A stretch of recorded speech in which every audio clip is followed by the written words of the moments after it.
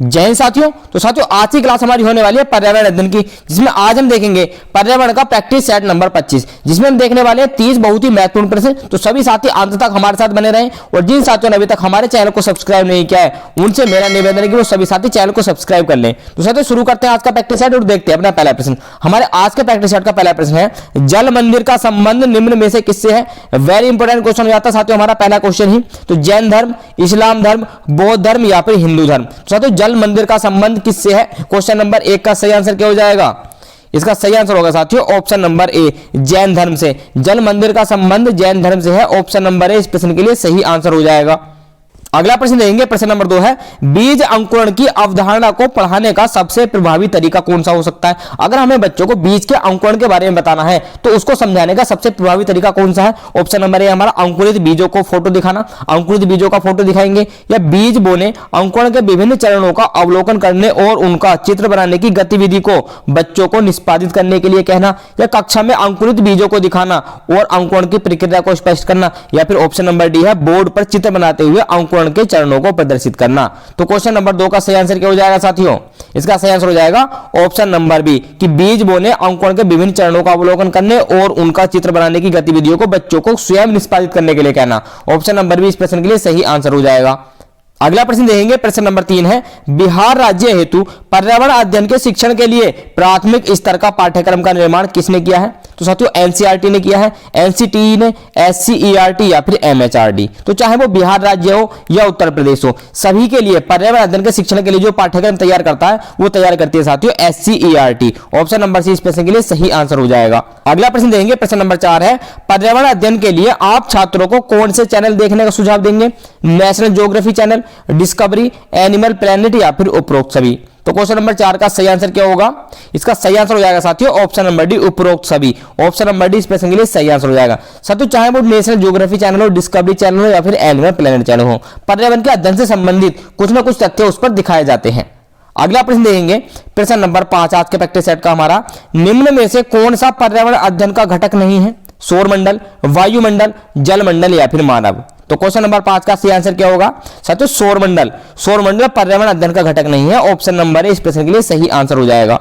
अगला प्रश्न देखेंगे, प्रश्न नंबर 6 आज के प्रैक्टिस सेट का, सीखने की प्रक्रिया में अभिप्रेरणा बच्चों की स्मरण शक्ति को मजबूत करती है, बच्चों में सीखने के प्रति रुचि का विकास करती है, बच्चों को एक दिशा में सोचने की योग्यता को विकसित करती है, या फिर पिछले सीखे हुए को नए अधिगम से अलग करती है। तो क्वेश्चन नंबर 6 का सही आंसर क्या हो जाएगा साथियों, अभिप्रेरणा बच्चों में सीखने के प्रति रुचि का विकास करती है। ऑप्शन नंबर 20 प्रश्न के लिए सही आंसर होगा। अगला प्रश्न देखेंगे, प्रश्न नंबर 7 आज की क्लास का हमारा, प्राथमिक स्तर पर पर्यावरण अध्ययन के लिए कौन सी विधि प्रभावशाली है। योजना विधि, व्याख्यान विधि, कहानी विधि या फिर वाद विवाद विधि। साथियों अगर हमें प्राथमिक स्तर पर पर्यावरण का अध्ययन कराना हो, पर्यावरण का के बारे में थोड़ी सी जानकारी देनी हो तो कौन सी विधि उपयोगी होगी। इसका सही आंसर हो जाएगा साथियों कहानी विधि। ऑप्शन नंबर सी इस प्रश्न के लिए सही आंसर होगा, क्योंकि साथियों प्राथमिक स्तर पर छोटे बच्चे होते हैं, छोटे बच्चों को कहानियां सुनना बहुत ही ज्यादा पसंद होता है, इसलिए कहानी विधि हमारे लिए प्रभावशाली विधि होगी। अगला प्रश्न देखेंगे, प्रश्न नंबर 8 है, निम्न में से कौन सा एक अभिप्रेरित शिक्षण का संकेत होता है। कक्षा में अधिकतम उपस्थिति, गृह कार्य पूर्ण करना, कक्षा में एकदम खामोशी या फिर बच्चों द्वारा प्रश्न पूछना। साथियों यहाँ पर ये प्रश्न होगा। तो क्वेश्चन नंबर 8 का सही आंसर क्या होगा। इसका सही आंसर होगा साथियों ऑप्शन नंबर डी बच्चों द्वारा प्रश्न पूछना। ऑप्शन नंबर डी इस प्रश्न के लिए सही आंसर हो जाएगा। साथियों बच्चा अगर प्रश्न पूछता है तो इससे यह पता होता है कि बच्चा हमारी बात को ध्यान से सुन रहा है, अधिगम प्रभावी है। अगला प्रश्न देखेंगे, प्रश्न नंबर 9 है हमारा, बिहार राज्य में कक्षा 5 तक पर्यावरण अध्ययन कैसा विषय है। समन्वित विषय, उप विषय, एकीकृत या फिर वैकल्पिक। तो क्वेश्चन नंबर 9 का सही आंसर क्या हो जाएगा साथियों, जो कक्षा 5 तक चाहे वो कोई से भी राज्य हो, कक्षा 5 तक जो पर्यावरण अध्ययन का विषय होता है वो एक समन्वित विषय होता है। ऑप्शन नंबर इस प्रश्न के लिए सही आंसर हो जाएगा। अगला प्रश्न देखेंगे, प्रश्न नंबर 10 है हमारा, पर्यावरण अध्ययन में क्षेत्र भ्रमण का मुख्य उद्देश्य क्या होता है। पिकनिक मनाना, प्रत्यक्ष अनुभव, मनोरंजन या फिर सरकारी योजना का निर्वाह। तो साथियों पर्यावरण अध्ययन के लिए आपने देखा होगा स्कूल और कॉलेज से टूर जाता है, तो वह किस लिए जाता है। तो साथियों क्वेश्चन नंबर 10 का सही आंसर हो जाएगा, वह जाता है प्रत्यक्ष अनुभव के लिए। ऑप्शन नंबर 20 प्रश्न के लिए सही आंसर हो जाएगा। बच्चों को प्रत्यक्ष अनुभव कराना भ्रमण का मुख्य उद्देश्य होता है, क्योंकि साथियों जो बच्चा आंखों से देखता है उसको कभी नहीं भूलता है, इसलिए प्रत्यक्ष अनुभव कराया जाता है। अगला प्रश्न देखेंगे, प्रश्न नंबर 11 है हमारा, पौधे के विभिन्न भागों के शिक्षण हेतु आवश्यक है। अब हमें पौधे के विभिन्न भागों का शिक्षण कराना है तो उसके लिए क्या आवश्यक है। पाठ्य पुस्तक, श्यामपट्ट, पौधों का अवलोकन या फिर पौधों का चित्र। तो क्वेश्चन नंबर 11 का सही आंसर होगा साथियों, पौधे का अवलोकन सबसे ज्यादा जरूरी है। ऑप्शन नंबर सी इस प्रश्न के लिए सही आंसर होगा। अगला प्रश्न देखेंगे, प्रश्न नंबर 12 आज की क्लास का हमारा, लड़के लड़कियों की अपेक्षा अधिक बुद्धिमान होते हैं, तो यह कथन सही है, सही हो सकता है, बुद्धि के भिन्न पक्षों के लिए सही है, या फिर लैंगिक पूर्वाग्रह को प्रदर्शित करता है। तो क्वेश्चन नंबर 12 का सही आंसर क्या हो जाएगा साथियों, लड़के लड़कियों की अपेक्षा अधिक बुद्धिमान होते हैं, यह लैंगिक पूर्वाग्रह को प्रदर्शित करता है, जेंडर बायस को प्रदर्शित करता है। ऑप्शन नंबर डी इस प्रश्न के लिए सही आंसर हो जाएगा। अगला प्रश्न देंगे, प्रश्न नंबर 13 है, एक अच्छे परीक्षण की कौन सी विशेषता नहीं है। साथियों नहीं वाले क्वेश्चन को जरा ध्यान से पढ़ना है। उत्तीर्ण करना, विश्वसनीयता, वस्तुनिष्ठता या फिर वैधता। तो क्वेश्चन नंबर 13 का सही आंसर क्या हो जाएगा साथियों, जो अच्छे परीक्षण की विशेषता नहीं है वह उत्तीर्ण करना। ऑप्शन नंबर ए इस प्रश्न के लिए सही आंसर होगा। अगला प्रश्न देखते हैं, प्रश्न नंबर 14 आज की क्लास का हमारा, छात्रों में रटने की प्रवृत्ति रोकने हेतु कैसे प्रश्न पूछने चाहिए। अब छात्रों में रटने की आदत होती है साथियों, क्वेश्चन को रट लिया और लिख दिया, तो उसको रोकने के लिए कैसे प्रश्न बनाने चाहिए, लघु उत्तरीय, वस्तुनिष्ठ, दीर्घ उत्तरीय या फिर निबंधात्मक। तो क्वेश्चन नंबर 14 का सही आंसर हो जाएगा साथियों, वस्तुनिष्ठ प्रश्न बनाने चाहिए, वस्तुनिष्ठ प्रश्न पूछने चाहिए, यानी कि एमसीक्यू बहुविकल्पीय प्रश्न पूछने चाहिए। ऑप्शन नंबर बी इस प्रश्न के लिए सही आंसर होगा।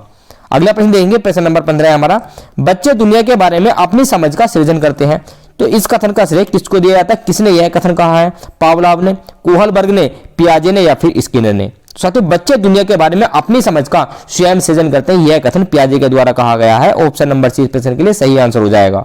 अगला प्रश्न देंगे, प्रश्न नंबर 16 है, सतत एवं व्यापक मूल्यांकन की एक तकनीक है, तो सतत एवं व्यापक मूल्यांकन की कौन सी एक तकनीक है, सत्र मूल्यांकन, अर्धवार्षिक मूल्यांकन, इकाई मूल्यांकन या फिर निदानात्मक मूल्यांकन। तो क्वेश्चन नंबर 16 का सही आंसर क्या होगा, इसका सही आंसर हो जाएगा साथियों ऑप्शन नंबर डी निदानात्मक मूल्यांकन। ऑप्शन नंबर डी इस प्रश्न के लिए सही आंसर होगा। अगला प्रश्न देंगे, प्रश्न नंबर 17 है, बिहार के निवासियों का मुख्य भोजन क्या है, चावल, गेहूं, बाजरा या फिर मक्का। तो क्वेश्चन नंबर 17 का सही आंसर क्या होगा साथियों, बिहार के निवासियों का जो मुख्य भोजन है वो है चावल। ऑप्शन नंबर ए इस प्रश्न के लिए सही आंसर हो जाएगा, क्योंकि साथियों बिहार की जो जलवायु है वह चावल की खेती के लिए सबसे ज्यादा उपयुक्त है, तो वहां पर चावल की खेती अधिक की जाती है, इसलिए वहां के सभी लोगों का जो प्रिय भोजन है वो चावल है। अगला प्रश्न देखेंगे, भारत में पूर्व से पश्चिम की ओर बहने वाली सबसे लंबी नदी कौन सी है। तो साथियों वो कौन सी नदी है जो भारत में पूर्व से पश्चिम की ओर बहती है और सबसे लंबी है, लूनी नदी, नर्मदा नदी, ताप्ती नदी या फिर साबरमती नदी। तो क्वेश्चन नंबर 18 का सही आंसर क्या होगा साथियों, इसका सही आंसर हो जाएगा ऑप्शन नंबर बी नर्मदा नदी। ऑप्शन नंबर बी इस प्रश्न के लिए सही आंसर होगा। अगला प्रश्न देखेंगे, पारितंत्र में ऊर्जा का प्राथमिक स्रोत क्या है, वनस्पति, परमाणु ऊर्जा, सूर्य का प्रकाश या फिर भोजन। तो साथियों पारितंत्र में जो ऊर्जा का प्राथमिक स्रोत है जहां से ऊर्जा आती है वो है हमारी सूर्य का प्रकाश। ऑप्शन नंबर सी इस प्रश्न के लिए सही आंसर हो जाएगा। अगला प्रश्न देखेंगे, प्रश्न नंबर 20 है हमारा, बिहार राज्य में लीची के उत्पादन में कौन सा जिला अग्रणी है। तो लीची का उत्पादन सबसे ज्यादा कौन से जिले में होता है, गया में, पटना में, जहानाबाद में या फिर मुजफ्फरपुर में। तो क्वेश्चन नंबर 20 का सही आंसर होगा साथियों option number D Muzaffarpur. Option number D इस प्रश्न के लिए सही आंसर हो जाएगा। अगला प्रश्न देखेंगे, प्रश्न नंबर 21 आज की क्लास का हमारा, भारत का राष्ट्रीय पक्षी कौन सा है, मोर, हंस, कोयल या फिर मैना। बहुत ही आसान क्वेश्चन है साथियों, इसका आंसर हो जाएगा मोर। ऑप्शन नंबर इस प्रश्न के लिए सही आंसर हो जाएगा। अगला प्रश्न देखेंगे, प्रश्न नंबर 22 है हमारा, खाद्य श्रृंखला में ऊर्जा का प्रभाव होता है बहुदिशीय, एक दिशीय, चक्रीय या फिर उभयदिशीय। तो खाद्य श्रृंखला में जो ऊर्जा का प्रभाव होता है वो एक दिशीय होता है। ऑप्शन नंबर 20 प्रश्न के लिए सही आंसर हो जाएगा। अगला प्रश्न देखेंगे, प्रश्न नंबर 23 है हमारा, निम्न में से कौन सी खरीफ की फसल नहीं है, चावल, गन्ना, गेहूं या फिर मक्का। तो क्वेश्चन नंबर 23 का सही आंसर हो जाएगा साथियों ऑप्शन नंबर सी, गेहूं की फसल खरीफ की फसल नहीं है, यह एक रबी की फसल कहा जाता है साथियों, इसको रबी की फसल है एक। तो ऑप्शन नंबर सी इस प्रश्न के लिए सही आंसर होगा। अगला प्रश्न देखेंगे, प्रश्न नंबर 24 आज के प्रैक्टिस सेट का, निम्न में से कौन सा पदार्थ बायोगैस संयंत्र में प्रयोग नहीं होता है। तो कौन सा पदार्थ है जो बायोगैस के संयंत्र में प्रयोग नहीं होता है, पशुमल, पशुमल भी बायोगैस संयंत्र में प्रयोग होता है, मानव मल भी प्रयोग होता है, जैव कचरा यह भी प्रयोग होता है, खनिज तेल साथियों खनिज तेल प्रयोग नहीं होता है। ऑप्शन नंबर डी इस प्रश्न के लिए सही आंसर हो जाएगा। अगला प्रश्न देखेंगे, प्रश्न नंबर 25 हमारा, चूहों के द्वारा फैलने वाला रोग कौन सा है। वेरी इंपोर्टेंट क्वेश्चन हो जाता है साथियों, चूहों के द्वारा कौन सा रोग फैलता है, प्लेग, मलेरिया, चेचक या फिर तपेदिक। तो क्वेश्चन नंबर 25 का सही आंसर होगा साथियों, चूहों के द्वारा प्लेग फैलता है। ऑप्शन नंबर ए इस प्रश्न के लिए सही आंसर होगा। अगला प्रश्न देखते हैं, प्रश्न नंबर 26 आज की क्लास का हमारा, प्राथमिक सामाजिकरण क्या है। किशोरावस्था में समाज से सीखना, शुरुआती आयु में परिवार एवं मित्रों से सीखना, प्राथमिक स्तर पर समाज से सीखना या फिर शिक्षकों का अनुसरण करना। तो साथियों प्राथमिक सामाजिकरण है हमारा शुरुआती आयु में परिवार एवं मित्रों से सीखना। ऑप्शन नंबर 20 प्रश्न के लिए सही आंसर होगा। अगला प्रश्न देखेंगे, प्रश्न नंबर 27 है हमारा, बिहार राज्य में स्थित भारत का सबसे लंबा सड़क पुल कौन सा है? इंदिरा गांधी सेतु, जवाहर सेतु, महात्मा गांधी सेतु या फिर बिहार सेतु। तो साथियों क्वेश्चन नंबर 27 का सही आंसर क्या होगा? इसका सही आंसर हो जाएगा साथियों महात्मा गांधी सेतु। ऑप्शन नंबर सी इस प्रश्न के लिए सही आंसर होगा। अगला प्रश्न देखेंगे, प्रश्न नंबर 28 है, किसी विटामिन की कमी से घाव से रक्त का बहना नहीं रुकता है? विटामिन ए की कमी से, विटामिन बी की कमी से, विटामिन सी की कमी से या फिर विटामिन के की कमी से। तो साथियों वो कौन सा विटामिन होगा? अगर हमारा हाथ एक बार कट जाता है या कहीं से खून निकलना चालू हो जाता है तो वह खून नहीं रुकता है, किस विटामिन की कमी से यह होता है? तो ये होता है साथियों ऑप्शन नंबर डी विटामिन के की कमी से। ऑप्शन नंबर डी इस प्रश्न के लिए सही आंसर हो जाएगा। अगला प्रश्न देखेंगे, प्रश्न नंबर 29 है, चिपको आंदोलन किस राज्य से संबंधित है? वेरी वेरी इंपोर्टेंट क्वेश्चन हो जाता है साथियों, छत्तीसगढ़ से, झारखंड से, बिहार से या फिर उत्तराखंड से। तो क्वेश्चन नंबर 29 का सही आंसर क्या होगा? इसका सही आंसर हो जाएगा साथियों ऑप्शन नंबर डी उत्तराखंड से संबंधित है। ऑप्शन नंबर डी इस प्रश्न के लिए सही आंसर होगा। साथियों उत्तराखंड राज्य में यह आंदोलन वृक्षों की कटाई को रोकने के लिए सुंदरलाल बहुगुणा के नेतृत्व में शुरू किया गया था। तो सुंदरलाल बहुगुणा इस आंदोलन के नेतृत्व करता थे। अगला प्रश्न देखते हैं, प्रश्न नंबर 30 और आज के प्रैक्टिस सेट का लास्ट प्रश्न है, निम्न में से कौन सी एयरलाइंस वर्तमान में सेवा में नहीं है? एयर इंडिया, किंगफिशर, एयर सहारा या फिर जेट। तो क्वेश्चन नंबर 30 का सही आंसर क्या होगा साथियों? इसका सही आंसर होगा ऑप्शन नंबर सी एयर सहारा। एयर सहारा वर्तमान में सेवाएं नहीं दे रही है। ऑप्शन नंबर सी इस प्रश्न के लिए सही आंसर हो जाएगा। तो साथियों ये थे हमारे आज के 30 बहुत ही महत्वपूर्ण प्रश्न। तो जो भी साथी अंत तक हमारे साथ बने रहे उनका बहुत बहुत धन्यवाद, और जिन साथियों ने अभी तक हमारे चैनल को सब्सक्राइब नहीं किया है वो सभी साथी चैनल को सब्सक्राइब जरूर कर ले, और जिन साथियों को इसकी पीडीएफ चाहिए वो हमारा टेलीग्राम ग्रुप ज्वाइन कर ले, लिंक नीचे डिस्क्रिप्शन में दिया हुआ है। तो हम मिलते हैं आपसे अगली क्लास में। जय हिंद।